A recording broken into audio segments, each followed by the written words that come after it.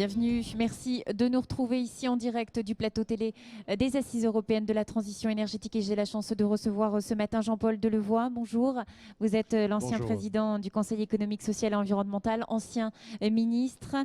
Vous êtes venu intervenir donc ce matin ici lors de ces Assises européennes en tant qu'intervenant expert avec cette thématique, la société et les territoires en mouvement. C'est la thématique de cette année. Qu'êtes-vous venu dire aux collectivités aujourd'hui, puisqu'on sait qu'on sort de la COP21, des accords de Paris? Qu'est-ce que vous voulez leur dire? D'abord qu'il faut saluer l'accord de Paris. C'est exceptionnel, c'est reconnu par la communauté internationale, l'implication du président de la République, de la diplomatie française, mais que l'accord de Paris, il faut le rappeler en permanence, ne vaut rien s'il n'est pas mis en application. Et dans quelques mois, il y aura une réunion à New York pour la ratification des actions. Mais en même temps, il y a une formidable mobilisation des acteurs locaux par la France des solutions.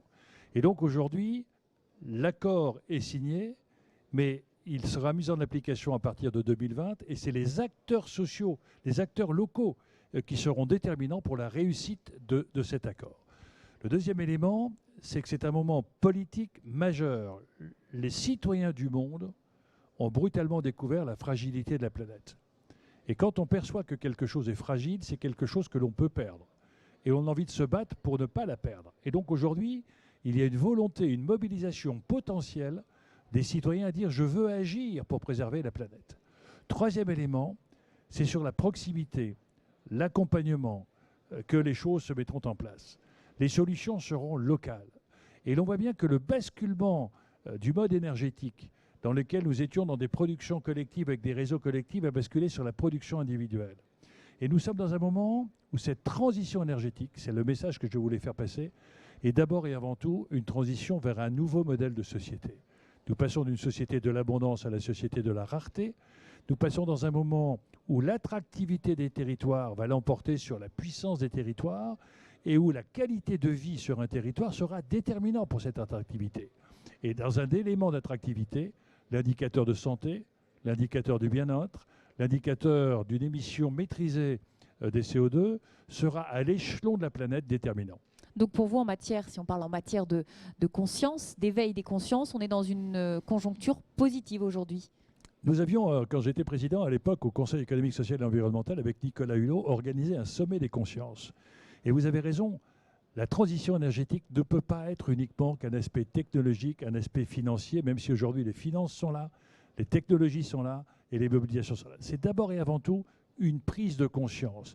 Il y a une forme de sens nouveau à donner à la vie collective. Et nous avions réuni un sommet des consciences avec toutes les autorités religieuses et laïques de la planète pour dire à nos concitoyens, aujourd'hui, vous ne pouvez plus être passif, vous devez être acteur, responsable, fier de ce que vous faites.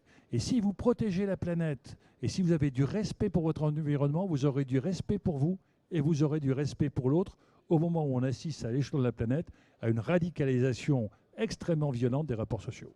Vous parlez de radicalisation des rapports sociaux. Quel rôle peut jouer donc cette transition énergétique et cette prise de conscience des citoyens, un facteur peut-être de stabilité dans cette déstabilisation? Absolument. Nous allons vivre dans un monde extrêmement instable, y compris sur la bataille énergétique.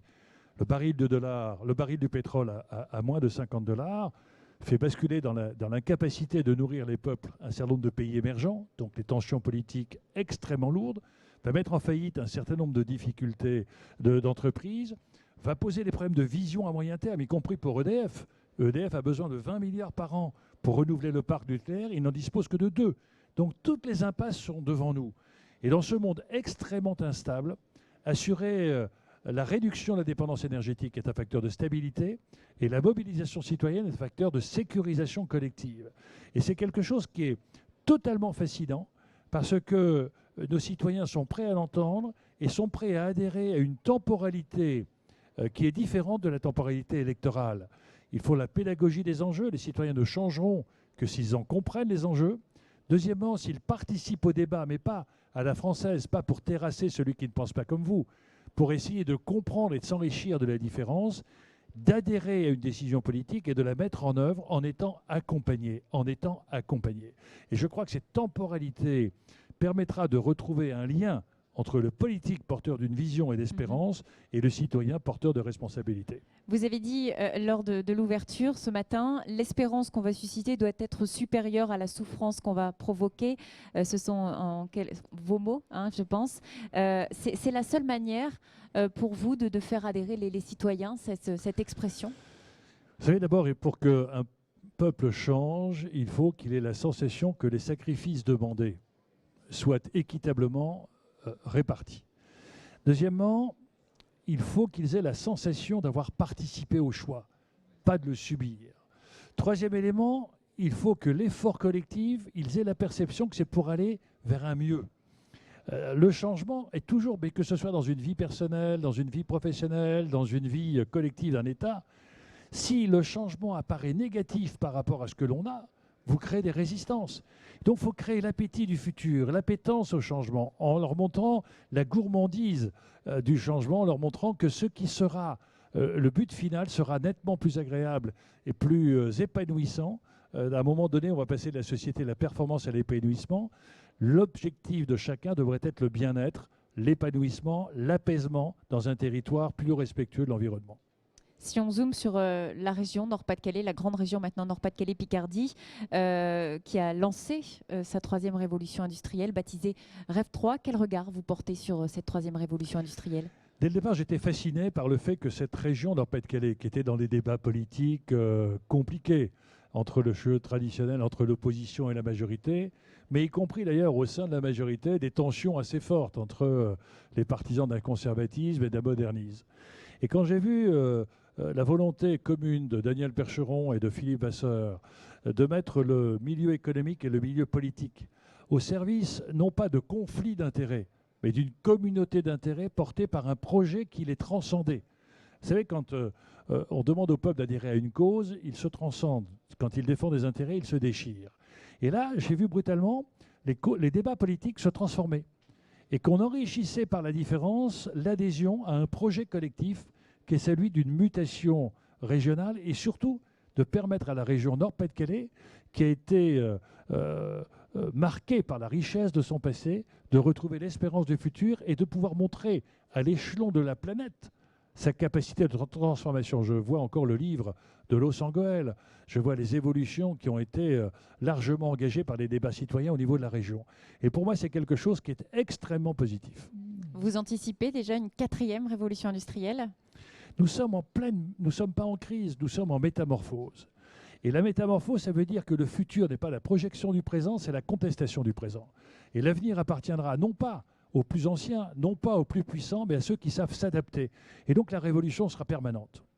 Alors, si on donne un mot également sur votre actualité, Jean-Paul Delevoye, vous allez prendre la présidence de la Chartreuse de Montreuil. Quel défi vous voulez encore vous donner aujourd'hui? Alors, c'est pas fait. C'est-à-dire que j'ai été sollicité et j'ai accepté de présenter ma candidature à l'Assemblée générale qui aura lieu le 6 février, de prendre la présidence de l'association de la Chartreuse de Montreuil. Pourquoi?